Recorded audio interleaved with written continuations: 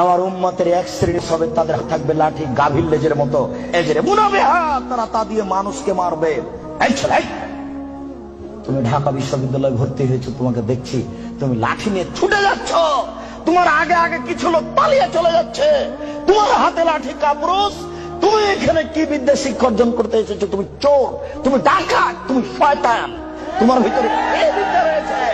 তোমাকে যদি আমি মূর্খ প্রমাণ করতে না পারি, আমি জাতির সামনে বক্তব্য দেব না। তোমার হাতের কাল লাঠি, তুমি বলো। তুমি এসেছো চাঁপাইনবাবগঞ্জ থেকে পড়াশোনার জন্য, তোমার হাতে কেন লাঠি? কি দেখাতে চেয়েছো তুমি? বলো কি তুমি, তোমার হাতে কেন লাঠি? তুমি মানুষকে মারো দিন রাত, তোমাকে দেখতে পাচ্ছি পেপার পত্রিকায়। শোনো, মোহাম্মদ সাল্লাল্লাহু আলাইহি ওয়াসাল্লাম বলেছেন তুমি জাহান্নামী মুসলিম।